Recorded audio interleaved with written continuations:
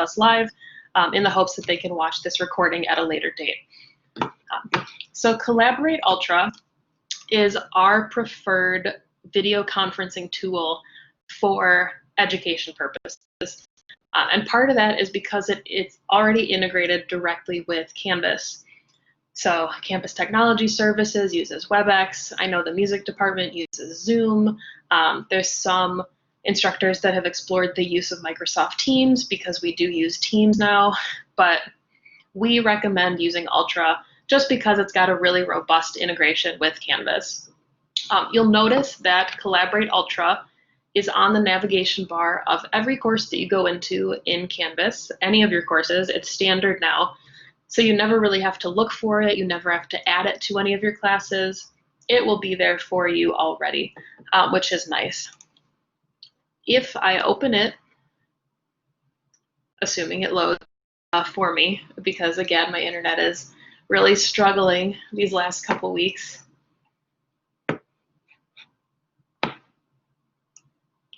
There we go. So you'll see in all of your Collaborate Ultra tabs, there's a standard course room available for you.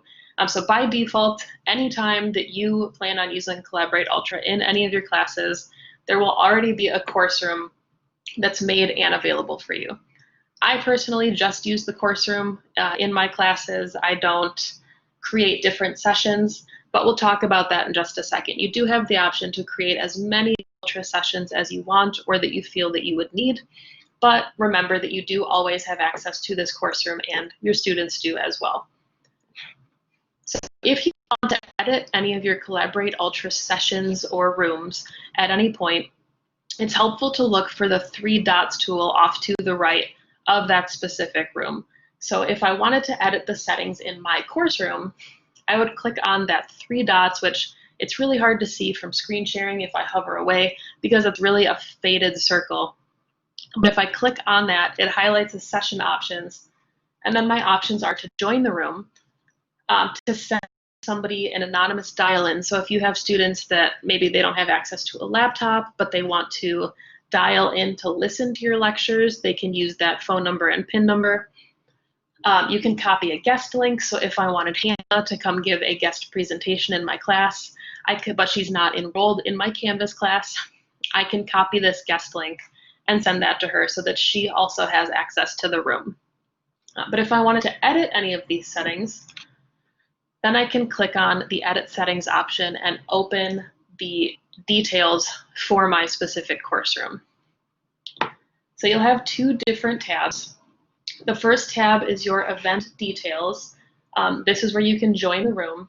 And you might notice that when you first open up a course room, there doesn't say anything about guest access. You might not have a guest link initially. That typically is something that you have to turn on. So if you do know that maybe you'll be having other instructors or guests come into your room, or if you want to provide students or whoever else access to a room despite them not being in your Canvas course, you need to go into these event settings and then check the box that says guest access. So something to keep in mind is that you can pick what type of role you want all of your guests to join the session as. It'll always default to participant.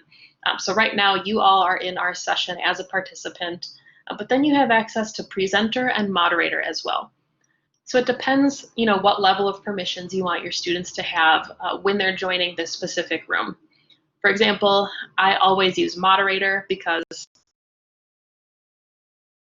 I have students that need to share their screen with me or ask me a specific question, and it helps me to be able to just have them come in as moderator.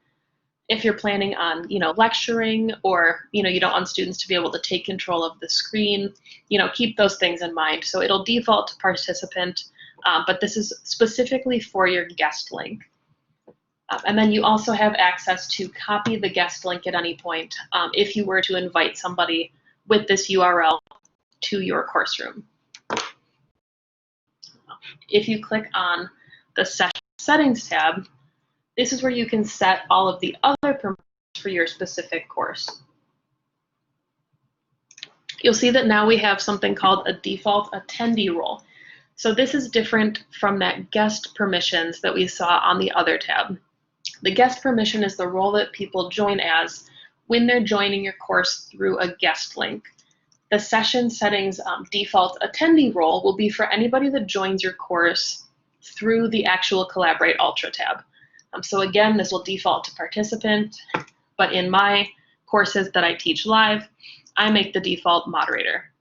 So that if a student comes in and they have questions, whether they want to show me a whiteboard or their computer screen, I let them just have full moderator access.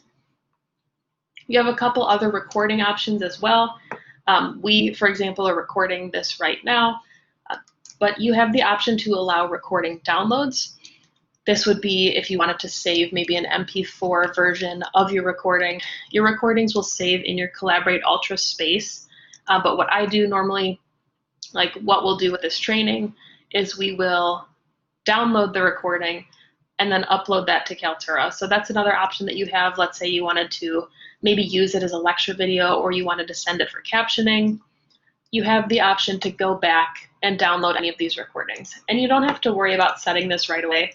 If you forget to allow recordings, you can always go back after the fact and turn this on, and then those recordings will become available for download. So that isn't necessarily something that you have to worry about doing right when you do the room setup. And then you have some of your other permissions, like, letting participants share their audio, share their video, if you want to allow them to draw on the whiteboard or post messages. Hopefully none of you will be facilitating 250 plus attendees in a session. And the profanity filter is new. I haven't seen this one before. This is a new feature in Ultra, but I guess, yes, you do have the option to hide profanity if any of your students or anyone using the chat decides to type in a swear word, which, again, that is new to me, but I like it. So then, of course, you have the option to either save your changes or you can close out and just discard those changes. So that's your course room. That, again, is the standard room that you would join anytime that you go into Ultra, or the Collaborate Ultra tab, I should say. And then you have the option to create sessions. So sessions are useful if you want to set specific date limits for something. We have some instructors who make a new session every time that they have office hours. So my office hours are Wednesdays from 3 to 4. I just tell students to find me in the course room, but we have some instructors who will make a new session and call it something like week 1 office hours, September 2nd. And then they'll set the time for that specific hour. You can also create sessions for group projects. So some of our MBA instructors, they use a different session per group. So while students can access any session, you can't really restrict it by group. They could still name it, group 1 space, group 2 space, etc. So if I click create session, you'll be asked to name the session before you move forward, but then you'll see that you have various settings to that course room. You can enable guest access, and again, you won't get that link until you hit create the first time. So let's say I want all my guests to have presenter role. I can hit create. You'll see that this new session has popped up on my Collaborate panel. And then now I have the option to keep editing all of those different settings. And I also was then given the anonymous dial-in along with the guest link. But you can set start dates and end dates along with start and end times for these specific sessions. So maybe you wanted to create a room, have a guest presenter come in, and then kind of take away access to that room after the presentation is over. So you only want to set it up for an hour or two, and then have the room kind of disappear from access. You do have the option to do that. Let's say I'm making a room for the first day of the semester, which I kind of can't believe is as close as it is. And I want it to go, sure, from 3:12 to 12. You also have the option to create rooms that don't have an end. So if you're creating rooms for a group of students to work in or something, you're able to do that without an end. So they could access this room or this space indefinitely for the entire semester. Or if you did want to set up, a room each week for different office hours, you can have Canvas repeat the session for you or Ultra, I should say, in Canvas. So you can repeat it daily, weekly, or monthly, and you can even set up, different triggers. So I want to create it every 2 weeks or something like that instead. So there are some nice options available when you're setting up a room, and you can also allow for early entry or no early entry. So if you have a guest presenter coming in and you don't want students to have access to that presentation before exactly 10 a.m., you can make it so the room is not visible until exactly 10 a.m. Or if you want to give students half an hour to get settled in, you can do all of that from these settings panels. Under the session settings, this looks the same as the other in the course room did, where you can set a default attendee role. Again, you can enable any of these recordings to be downloaded. You can anonymize chat messages if you wanted to have open office hours or something, but you don't want students to feel singled out by their questions or things like that. And then again, that fun profanity filter and some of the other different participant permissions. So I will go ahead and save this. It'll tell me that my changes were saved, and then if I close out, I'll have a new session where it tells me the session has not yet started. So because I put it in for 30-minute start time, it's not available yet, and you can't really tell in the visuals, but this is grayed out on my screen, so I'm not able to actively go into the room just yet. There's this little I think they call it actually a hamburger menu from Ultra with this 3 lines. This is where you can toggle between your specific Ultra settings, or this is where it tells you who's like in charge of the Ultra space, the sessions, so anything that you create as a new session, and then you have the option to access all of your recordings. I don't believe that I've done any recordings recently enough to show you, but what will happen is anytime you create a recording, it will populate here with the title of the room. So it could say something like course room, or it might say guest presentation September 2nd. Whatever you've named the session, it'll show up with the name and a timestamp and the length that the video took. So if you're looking for a full presentation and you see a video that's only 2 seconds long, it's very likely that you just started and stopped the recording accidentally, and you can ignore that one. I will say that the recordings have been showing up and later as the semester had gone on, just because we were getting some really heavy traffic. So normal turnaround time is typically about an hour, I would say, depending on how long your recording actually is. But if you do like a 2-hour lecture or have a guest presentation, and then you did it at noon when a lot of other instructors maybe also having open hours, it might take as long as 8 hours or 16 hours for you to actually access that recording. So kind of keep the times in mind just to make sure that there's nothing immediately that you would need to have access to. I will go ahead and go into a room now. This is where things always get a little tricky because we're opening up 2 Ultra sessions at once. So I hope that my internet is feeling strong and hefty and able to support this. But I'm going to click Join Room, and you'll notice that when I join a new Ultra session, it opens up a brand new tab. So I still have Canvas available. I still have access to all of my Canvas details. But then I have my Ultra space 1 tab over. So I'll let that load. And then Ultra is telling me that I'm the only person in the room. So I can go ahead and share my audio. If I click on that, you'll see that it turns green. I'll let you see me for like a split second. But I can hit share video, and then I can test out that way, and I can either leave it on or I can hit cancel. This button will turn blue when you're sharing your webcam. And then your students also have the option to raise their hand, which is kind of cool. So if you are lecturing and you have multiple students with questions, you can even open up your attendees panel, which I'll show you in just a second, and it'll number the raised hands in the order that you received them. So you'll always be able to tell kind of what order the questions are coming in from. Up at the top left, you have your session menu, and this would be where you can start your recording. You can report an issue even with Ultra, and then you can find some of the different help resources that they have available. This is also where you would go to, I guess, leave the session, but I've always just left the session by closing out of the tab. So either way, you have a couple different options. But then if I open up that purple menu, this is called the Collaborate panel. And this is where you'll see all of the different functions that are available to you and to your students or participants. So there's a couple different chat options. You as the instructor, when you join a room, you will have an everyone chat, which means that everyone in the room can participate in the chat.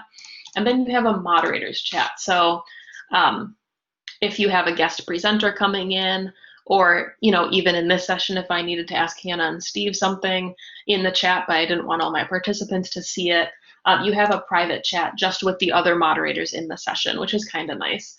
You can also private chat somebody. So if I had someone else in the room, I could demonstrate what that looks like. You just click on their name and it'll ask you if you want to send them a private message, or you can search for them under the chat window. But again, I'm lonely, so there's nobody here for me to send a message.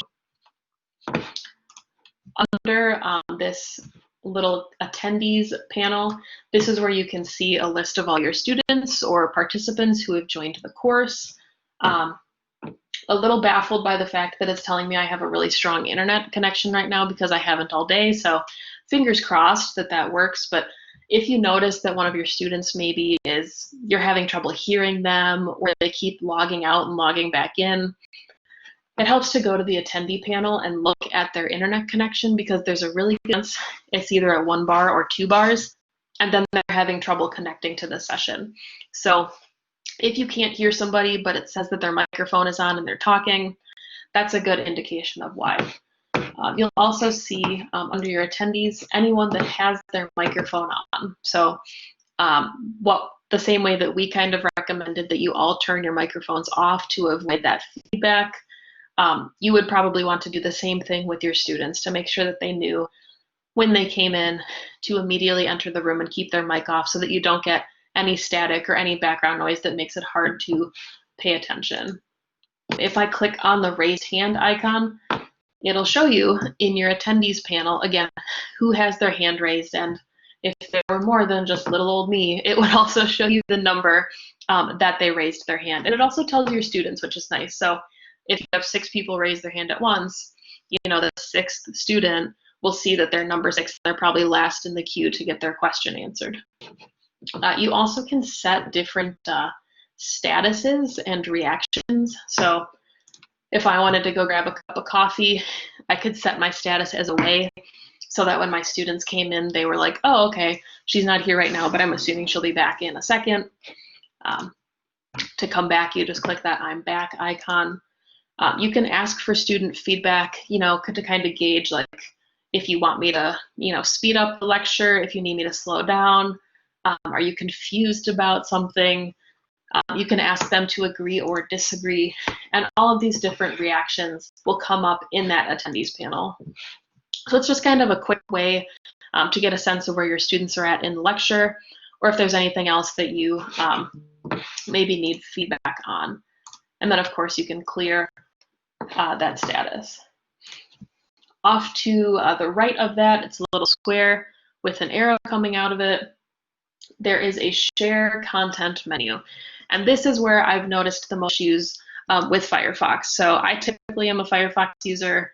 I do most of my work in Firefox, but when I'm going to be using Ultra for an extended period of time, if it's not just for like a video chat, I will use Google Chrome, because I have a harder time getting Firefox to recognize my computer and share my application. But you do have a couple of different sharing options available as far as the content that you can share. For example, you have access to a blank whiteboard. We know some of our math instructors actually will use this tool with a tablet in case students need help breaking down equations or things. I'm not good at it just with my mouse, but you have the option to have like kind of free form questions or free form writing You can clear the board. We've had some instructors use this almost like a word cloud, which is kind of cool. So if I wanted to give all of my students access to this and say, like, you know, what's the first animal that comes to your mind, they can change their color. So it's just kind of a really cool, unique, collaborative experience, whether you are using it for yourself to demo something, or if you want your students to get involved in any of this as well. You can also, up at the top right, there's a stop sharing button, or next to the application that you're sharing, there's also a stop button. So at any point, you can close out of things that you're sharing. If I click share application or screen, it's going to look really confusing now because I have two windows open, two screens that both have Ultra open. So you can share your entire screen. You can share an application window. So I could share like a Chrome window or one of a Chrome tabs. So I was reading about the Packers earlier, that's on there. Collaborate Ultra training is open, and then my Canvas tab is open. So those are the options that you have for screen sharing or application sharing. If I were to launch a PowerPoint, if I had a PowerPoint open on my desktop, I could share a PowerPoint this way. It would be one of the things that Ultra would pull for me to share. You can share a camera. So if you had like a webcam, or there's me again, because I only have the one camera, you can choose to share your camera that way. And you can also share files. So if you wanted to upload a PDF, or you wanted to upload your PowerPoint directly into the Files tab instead of sharing it as an application, you can do that.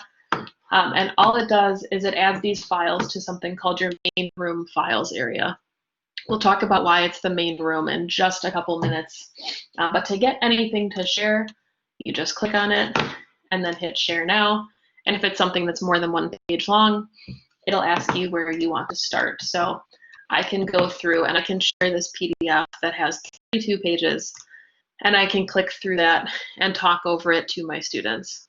But something to keep in mind is that if your students are moderators or they have moderator privileges, they will also have access to these arrows. So I've done it before. I've had it happen in my classes that I think that, or my students think that they're going at their own pace and they're going to click through everything to kind of see what's available, and they're moving the slides for the entire class. So just kind of keep that in mind if you are planning on using PDFs or PowerPoints, that these arrows are there for everybody, not just you if you have moderator or presenter status for your students. Again, up at the top right, there's a stop sharing button. So when I'm done with this presentation, I can hit stop and it'll stop sharing that particular file. Under that, you have something that Ultra calls secondary content, which is a polling tool. Right now, there are only two types of polls available to you. There is multiple choice, and then there's yes, no. So you can go into one of these options. If I wanted students to, have their responses collected in a poll, I can start sharing that poll on the screen, and then anyone in my attendees tab can vote. And you can see as the moderator who has voted for what. So, it's kind of a nice way. I don't believe that your students can see what each other voted for, but it's a nice way for you as the moderator to see, maybe if you're looking for feedback, like is there, is everybody understanding this? Do you need me to go back and demonstrate something further? You have the option to do that. And then you can turn off that poll as well. What some people will do is they will build these polls directly into their PowerPoint or something, so that instead of having to come in pre-session and type out the question, they literally just get a poll that says 4 choices. So maybe on one of your PowerPoint slides, you would say, which of these 4 things do you prefer? And then your students would just vote based on what they're seeing on the PowerPoint, rather than you having to actually fill in the polling tool. So that's also something to keep in mind. Otherwise, if you do plan on using polls and you don't want to take up your class time kind of filling them out, it's a little bit easier to kind of just build the poll into your presentation. And then finally, you have a tool called breakout groups. I'm a little afraid to test breakout groups in this session because there are a lot of us. Maybe at the end of the session we can try it out if anyone's interested in sticking around for it. But with breakout groups, you have the option, any participants that show up in this main room section, you can either have Ultra split them automatically into groups, or you can drag and drop people into specific groups. And then what happens if I hit start is that it starts the breakout group, and then your students will split off into these various groups. So you can see that right now I'm in group 1 and I'm the only person that's in group 1. But you as the instructor or moderator can enter different groups at any point. So if you wanted to give students even like 5 or 10 minutes to just discuss something that you talked about in your lecture, you can bounce between the groups and kind of see where everybody's at and what they're talking about. We were asked this. If you are recording the session, it does only record the main room. So if nobody's in the main room, you won't have anything recorded. It doesn't record all of the separate groups. So kind of keep that in mind as well. If you do plan on using breakout groups, you probably won't have, those side conversations as part of the recording. But you can bounce around between the different groups and kind of collaborate and hear what students are talking about. And students have the same share content ability.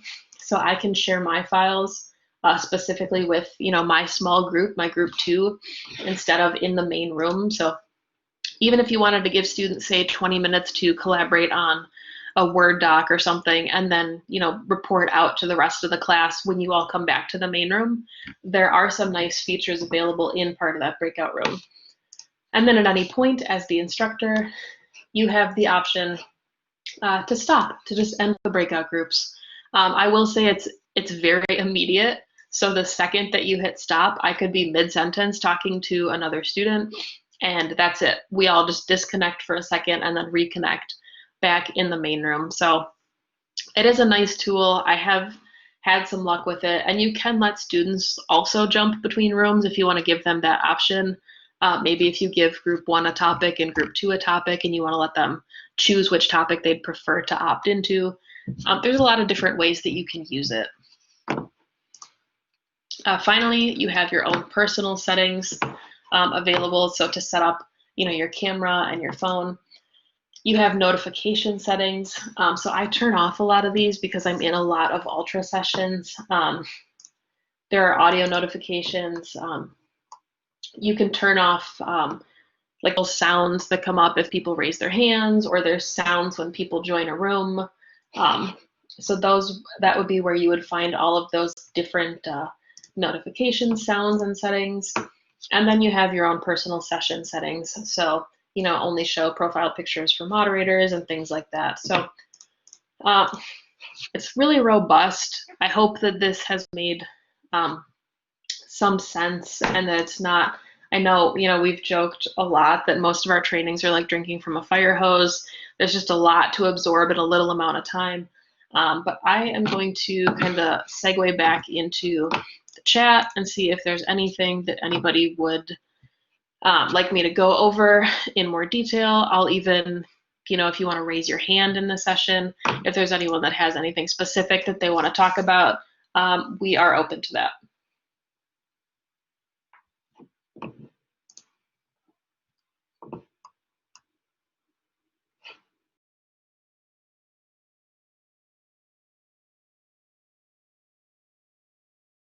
Yeah, go ahead. When I click on Collaborate Ultra in my Canvas course, I just see a dark gray box with a purple circle swirling inside. Is that because we're on Collaborate Ultra right now in this room, and so I can't have both open at once? No, you should be able to have both open. Like I'm in 2 rooms right now. So are you saying, was that kind of what you were seeing, that that swirl? Yes, that swirl. So just kind of like that dark. Yes, exactly. It looks just like that. And it's been open this whole time. It hasn't loaded anything from that. There's a really good chance that that's an internet connectivity issue. So it might be that because you're already in this session, your computer is having a hard time opening up a second session. Like I'm hardwired into my internet to do this because I knew if I tried to do it on my Wi-Fi that there was just absolutely no way that my internet could support that. But if we leave this session and you're still having those issues, let us know and we'll take a look at what that could mean. Thank you. Mm-hmm. Anything else? I'll just answer. Lisa has a question in the chat. Lisa's question is, if she's going to have a guest lecture into another course, should she use Kaltura to record it and then add it to the course, or do it with another software? So my recommendation for that would be I would use Ultra to record it if you are going to be asking the person questions and you want to have a dialogue. So if they're going to be talking to either your students or if you're going to be talking to them, then I would record it in Ultra so you can have that live conversation. If they are just going to be giving a presentation by themselves, then I guess they could use Kaltura, or I would probably still use Ultra if it's somebody not from Parkside, I guess, because they would have to get the link in order to go into the session. The difference between a presenter and a moderator, the presenter would only be able to share their screen, whereas the moderator would be able to interact with other people. So for instance, I can see the attendees list, and if somebody's microphone happened to be on and they were getting really bad feedback, as a moderator, I could go in and turn off other people's microphones and I could chat with them individually. A presenter would only have the option to share their screens and not go in and like mute people and that sort of thing. Kaltura, you will access in Canvas. Maggie can show you on the screen.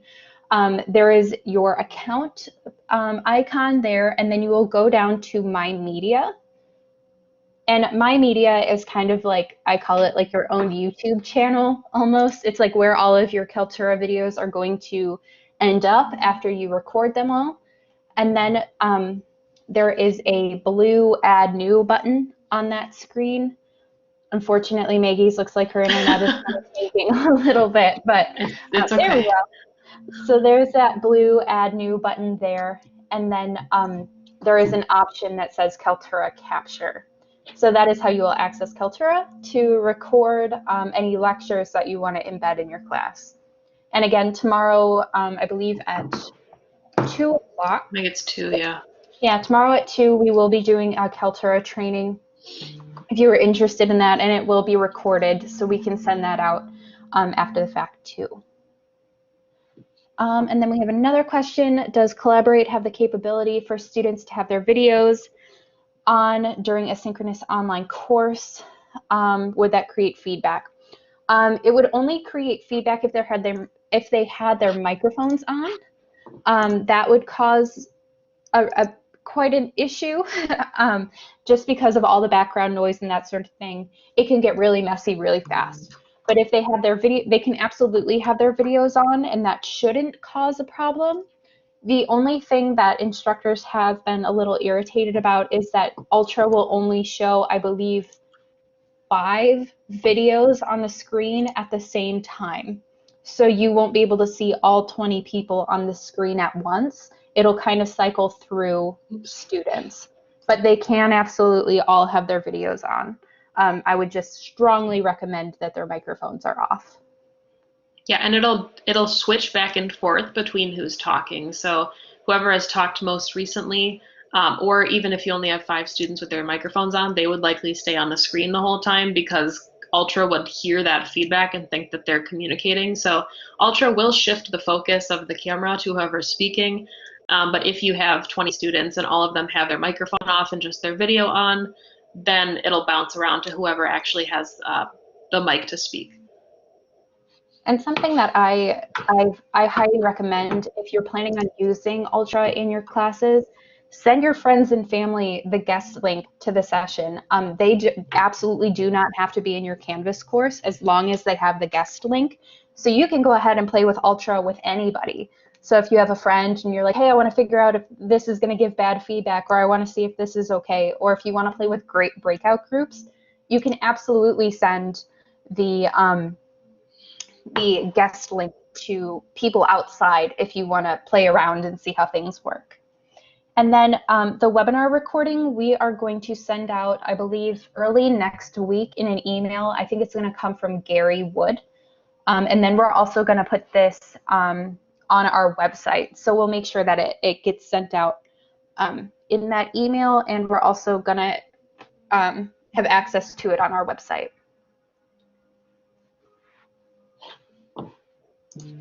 Cool. Any other questions? That's a good question about WebEx. CTS is actually doing the WebEx trainings, Campus Technology Services. I don't know if they have a set schedule yet as to what their dates are. I'm trying to think who would be the best person to reach out to. Possibly Chris Almond about that, or Richie from the help desk. Either of those two people would be able to probably get you a link to any of their WebEx trainings. I'm also putting in the chat the email for CTS, the help desk. If you want to shoot them an email, they should be able to get you documentation on WebEx.